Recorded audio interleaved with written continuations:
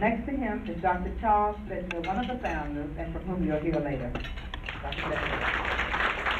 Yeah. That completes our head table. And now let's give a round of applause to the entire head table. At this time, I believe we are to be furnished the pleasure of a musical selection by a group known as the Brothers. Yes, the Brothers. Mr. Blake, are the Brothers present?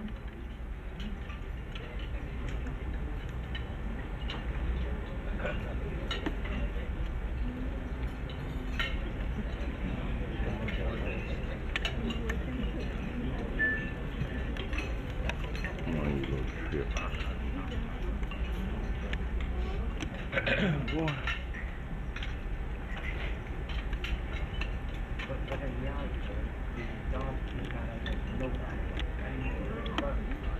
I understand they haven't quite arrived, so we won't have that pleasure right away. That's what all that conferencing was about.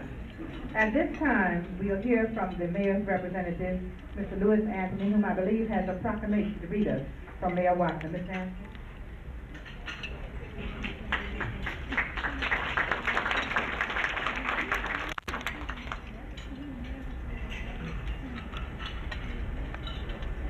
To our distinguished mistress of ceremony, the distinguished representative of this councilmanic ward for our city, and a person whose legislative abilities are eclipsed only by her beauty and quality of mind, to the distinguished members of this head table, to the honorable members of the council who sit before you, ladies and gentlemen. It is indeed a pleasure and privilege for me to stand here as the mayor's representative this evening, to read for you his proclamation and to discharge another function that he instructed me to do, which was not expected. Unfortunately, the mayor himself will not be able to be present because he has had a death in his family and is still preoccupied with his in-law. First, permit me to read for you his proclamation, which I think well summarizes the essence of the contribution made by the Anacostia Neighborhood Museum to this Anacostia community and to the city and nation. Whereas the Anacostia Neighborhood Museum is celebrating the 10th anniversary of its founding and of its many cultural achievements, whereas during its history, the Anacostia Neighborhood Museum has told the story of American history through its many projects, exhibitions, and community awareness programs, and whereas the Anacostia Neighborhood Museum continues to serve all of the people of our city, and the Anacostia section in particular, and whereas the Anacostia Neighborhood Museum embraces far-reaching aspects of American life, devoting itself to important and significant community projects through its educational and cultural activities, and the dissemination of knowledge to the citizens of our city with special emphasis on our young people.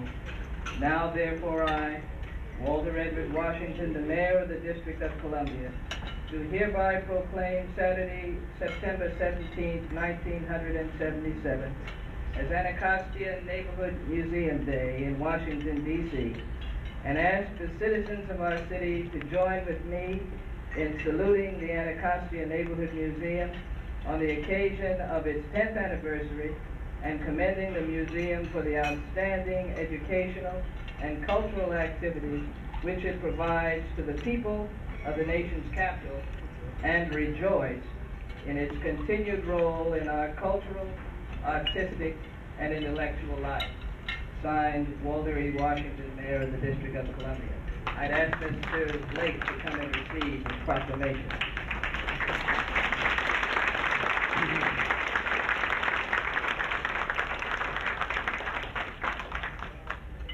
Now I'm very pleased to discharge the other official function which was not expected. As I am sure, particularly those of you who are married, behind every great marriage there stands some inspiring force. Behind every great institution there must also be a force of inspiration. We are pleased today as a city to recognize such an inspiring force in John Kennard, the director of the Anacostia Neighborhood Museum.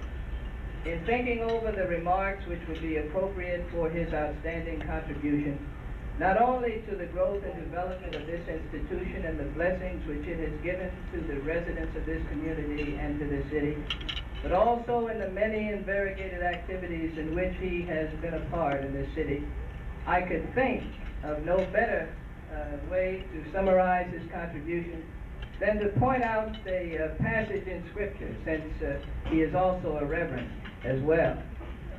Somewhere in the book of Isaiah, about the 6th chapter, there is an interesting passage where Isaiah was called to service.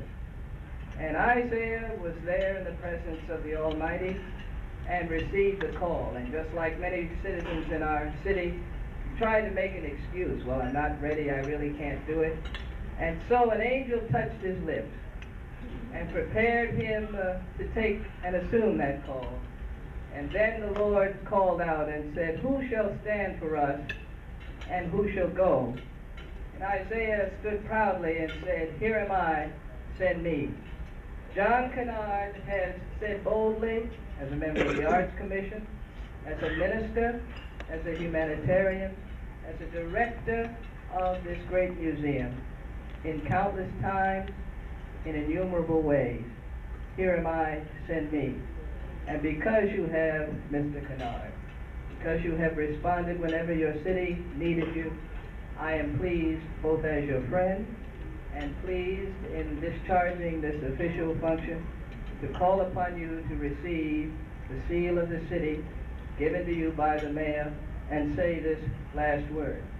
Because of what you have done, not only for this museum, but for the city, new meaning is found in that old prayer by an old black preacher who looked up one day as he was about his work and said, "Lord, you know we ain't what we want to be. We ain't what we gonna be. We ain't what we ought to be. But thank God, we're not what we was." Right on.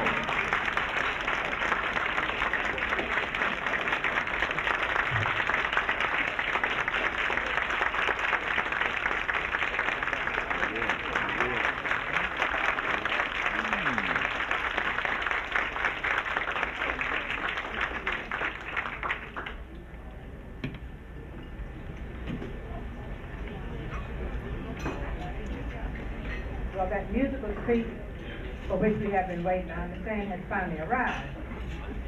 It will be performed by the Brothers of Washington, D.C., and I have a little word here on them. They are a male chorus consisting of dedicated spiritual songsters organized in November 1970 under the able direction of Robert Patterson. They include among their vast repertoire of songs many of the old-time spirituals and soul-stirring songs which were sung many years ago, as well as traditional gospel, hymns, and majestic choruses. I don't know which one of these they'll do tonight, but let's welcome the brothers.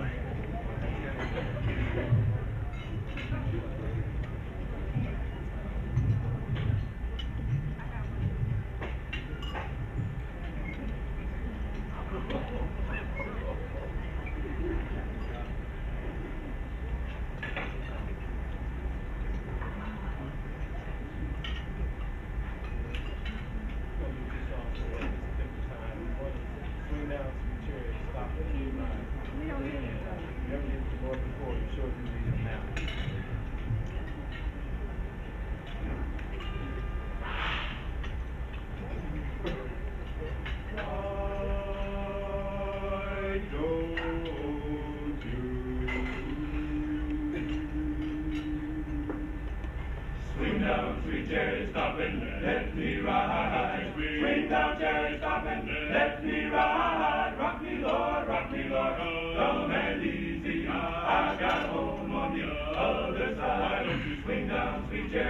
stopping, let me ride. Swing down, chariot, stopping, let me ride. Rock me, Lord, come and easy. I got home on the other side. Well, I looked over Jordan and what did I see? Band of angels coming after me. Step by step, we're crossing over. I got home on the other side. Why don't you swing down, sweet chariot, stopping, let me ride. Swing down, chariot, stopping, let me ride. Rock me, Lord, come and easy. I got home on the other side. There were two white horses standing side by side. This old chariot's gonna let me ride. One of these mornings, bright and early, I got home on the other side. Why don't you swing down, sweet chariot, stopping, let me ride. Swing down, chariot, stopping, let me ride. Rock me, Lord, come and easy. I got home on the other side. Why don't you swing down, chariot, let me ride. Swing down, chariot, let me ride. Rock me, Lord, come and easy. I got home on the other side. Why don't you swing down, chariot, let me ride. Swing down, chariot, let me ride. Rock me, Lord, come and easy. I got home on the other side. Hey.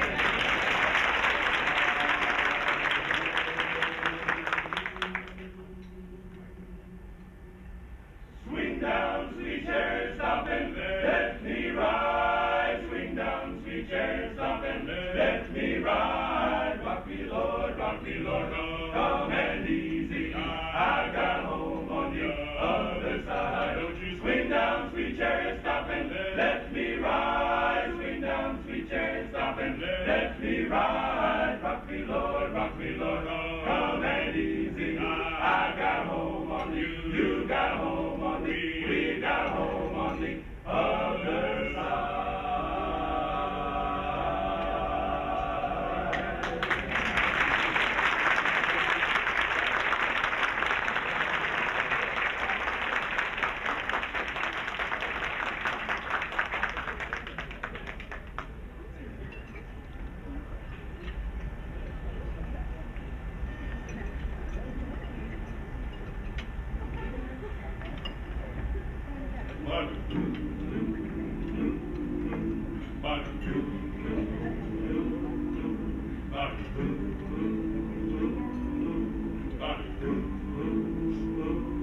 Well, if we ever needed the Lord before, we sure do need Him now. Lord, we sure do need Him now. Lord, but we sure do need Him now. Lord, if we ever needed the Lord before, we sure do need Him now. Lord, we need Him every day and every hour.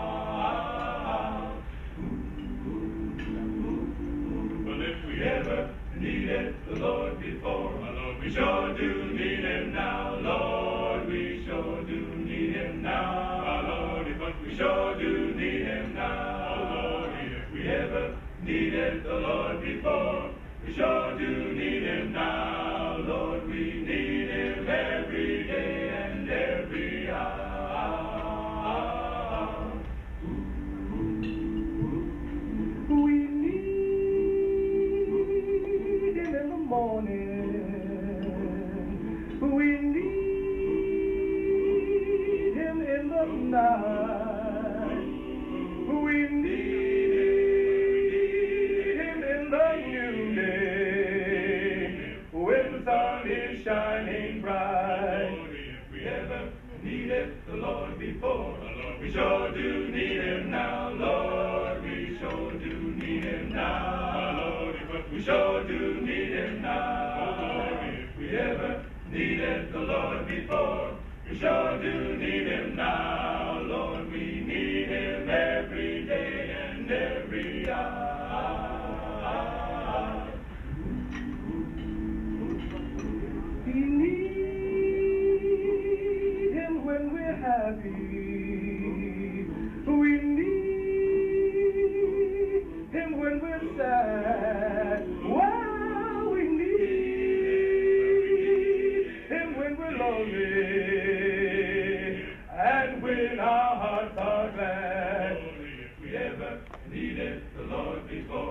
We sure do need him now, Lord. We sure do need him now, Lord. But we sure do need him now, Lord. If we ever needed the Lord before, we sure do need him now, Lord. We need him every day and every hour.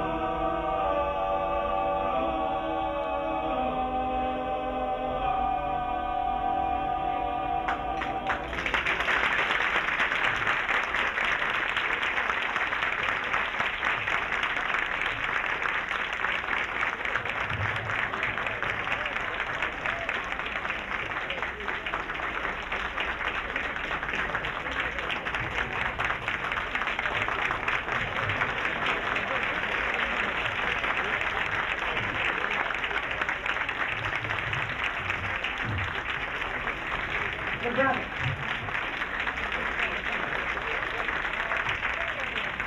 I think they were well worth waiting for, don't you? Next, we're going to hear from a gentleman whom I see very often and whom I think needs no real introduction because he serves and has served since the inception of Home Rule as our first elected chairman of the D.C. Council. This is Mr. Sterling Tucker, that in fact the Honorable Sterling Tucker, who has a presentation from the D.C. City Council. Mr. Tucker.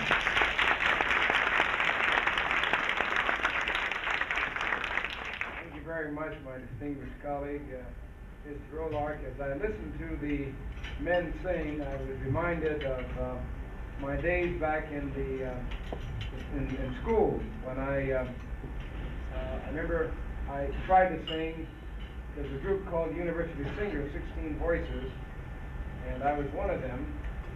I remember on a morning we had an oratorical contest, which was my good fortune to win in the university, and then that evening we had a concert. And one of the singers among the group said to me, Sterling, you know, you proved this morning that you can speak a little, and you proved tonight that you sure can't sing. So since that time, I've not tried. Every now and then I'm reminded that I can't because I try to remind my wife of a song and she'll say, sing a little bit of it for me. And I will try and she doesn't recognize the tune. So I just discovered that I don't sing in public, for if I do, I would explode a popular myth. I see, as well as the chairman of the meeting tonight, my distinguished colleague, I see other members of the council who are here. I'm sure they will or have been recognized. I'm just always pleased to see them wherever I go. All my good friends in the Anacostia area, I'm just so pleased to come tonight to present in person this resolution on behalf of the Council of District of Columbia. I want to say a word first about your representative to the council, Mrs. Rolark, who, if you come and watch her work, you can be sure that anything that is to go to any part of the city, some of it's going to come to Anacostia.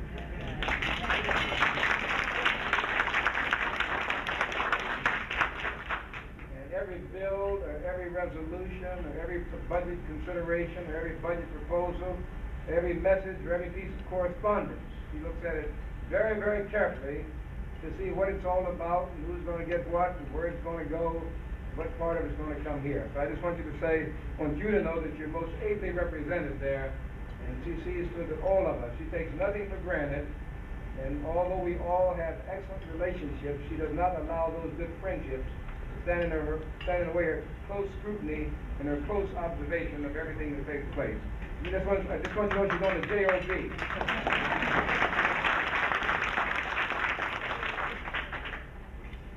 One word further before the presentation. Unfortunately, I'm going to be running. What we try to do, we look at all these fine things that are going on in the city, and we make up our calendars for them and figure that, well, I can make 4 or 5 in an evening. And you forget you got to get from one to the other. You forget about that time span. And I just had to come because of what this Anacostia Museum means to so much of us.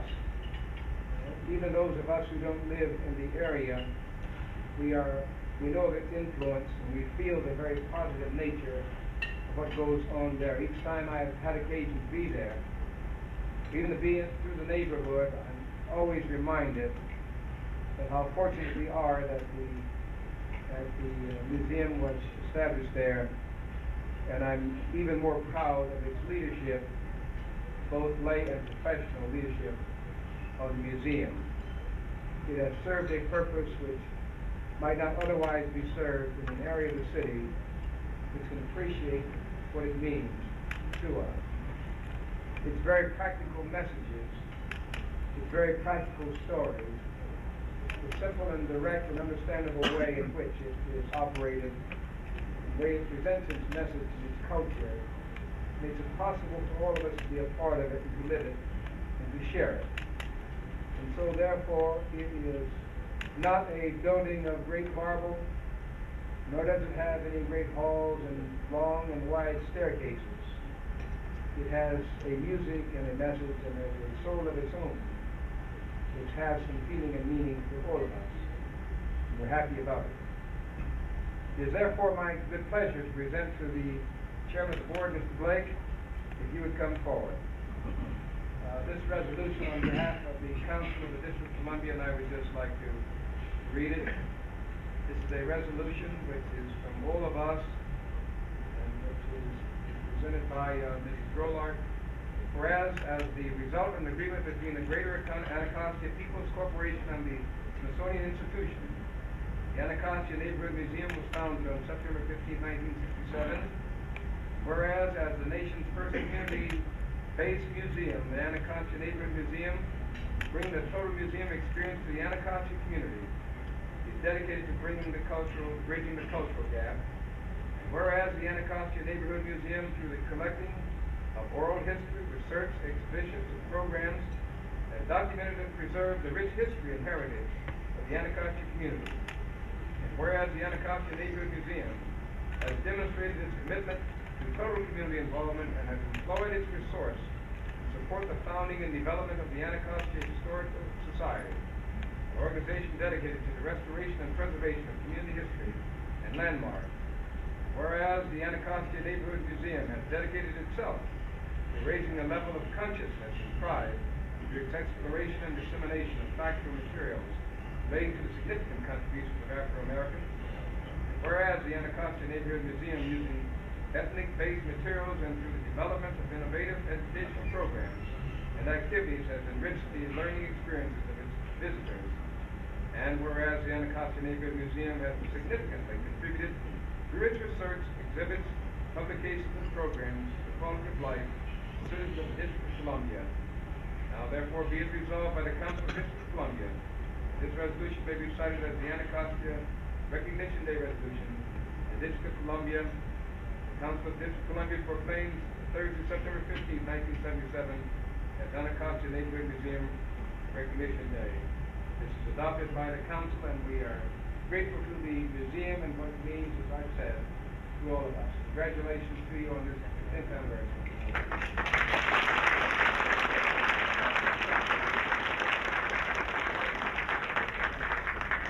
Thank you very much, Mr. Tucker. I'm very glad that you came and read that and presented it, because it makes me feel proud that the council saw fit to do that. At this time, I'd like to introduce Mr. Blake, who has come up here twice already, and to say to you that his youth does belie his long-time community commitment. I worked in many an organization with John, which was dedicated to raising the quality of life out here in Anacostia. So I'd like to have you meet and hear remarks from the very young and committed Chairman of the Board, Ms. Anacostia Neighborhood Museum, John Blake.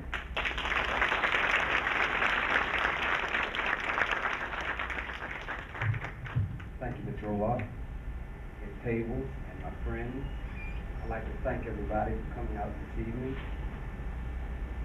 to this 10th anniversary of the Anacostia Neighborhood Museum, and that we have put a lot of work into this, and I see it. all said, I'd like to thank the board of directors especially for their participation in this 10th anniversary celebration. And at this moment, I'd like for each one of those members to stand. Will the board stand?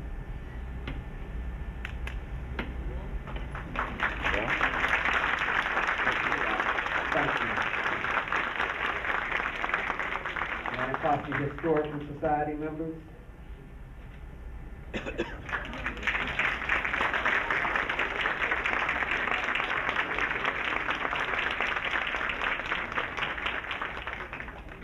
And those of the founders that are here, would they please stand? The founders of the Anacostia Museum, those ones are August Jones, Mr. Carol Marsh, Mary Karen Overhope could not make it this evening. She passed away, and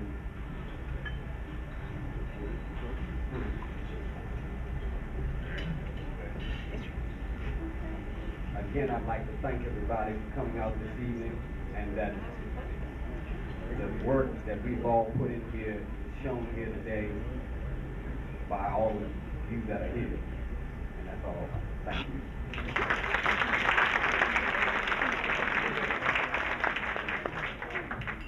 At this time, we're going to have brief remarks from some of the board members, beginning with Ms. Frances Mason Jones. Ms. Jones?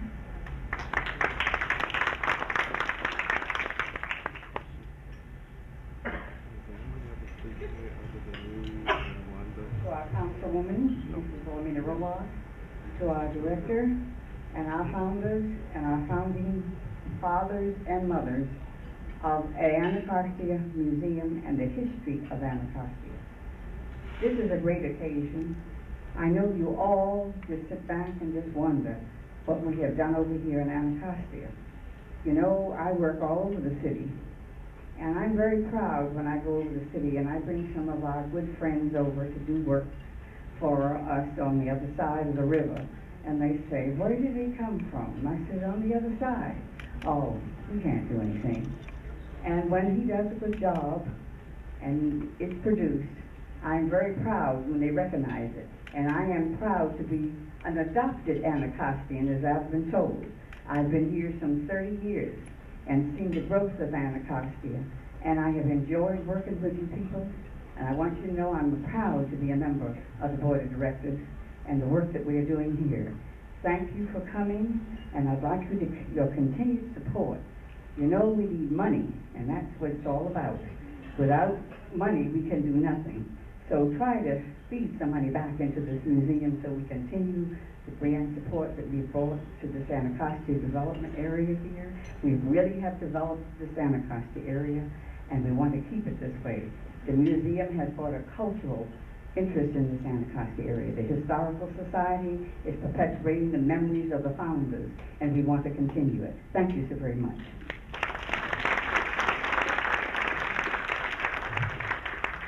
You can tell Ms. Jones is a good businesswoman. She asked for money. We'll now hear from Ms. Carol Marsh, one of the members of the board of directors. Ms. Marsh?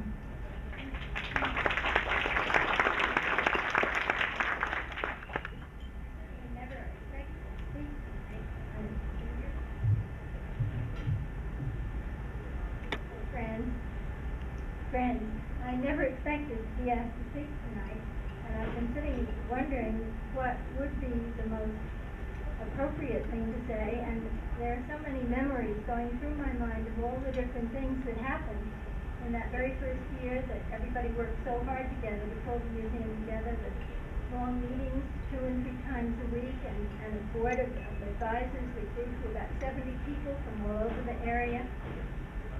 And the way that the museum was recognized and understood, and I think that there's a little story that Don won't mind my telling of something that happened very shortly after he moved in to the Old Harbor Theater.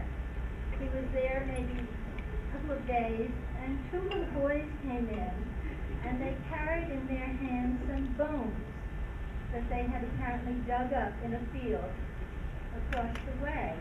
And they asked Mr. Kennard, are you in charge here? And he said, yes. And they said, is this part of the Smithsonian? And he said, yes.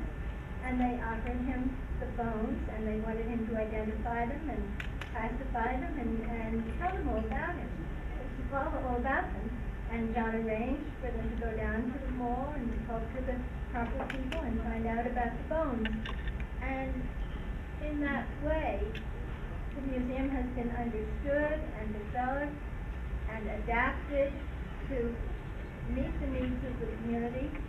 And I object when people say things like improving life or raising levels or stuff like that, because I think that Anacostia is one of the most marvelous places I've ever been, and I think the people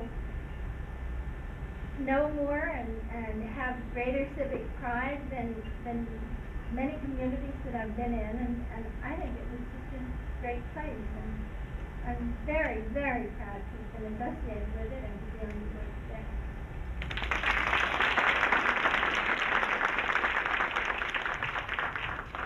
We'll now have remarks from Reverend John Kennard, who will also introduce one of the board members.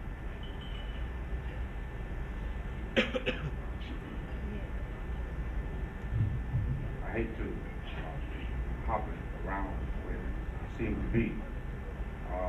Maybe it's because in my own inner consciousness, as far as weakness is concerned, I have a great detest for it. So you pardon me for this interruption. Just so that you might know, last night, Mr. Scandrick, who was the sales manager for WMAL, had a bachelor party. And there was some dances going on there. And I wrenched my knee. My wife wasn't there, I guess this is why.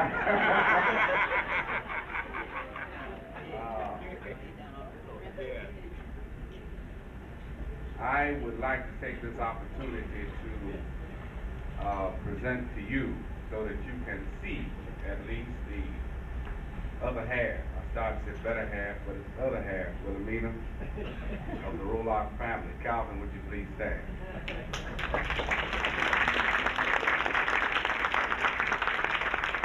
Calvin Roloff. Let me present the other half of Jesse Anderson. Mrs. Anderson, would you please stand?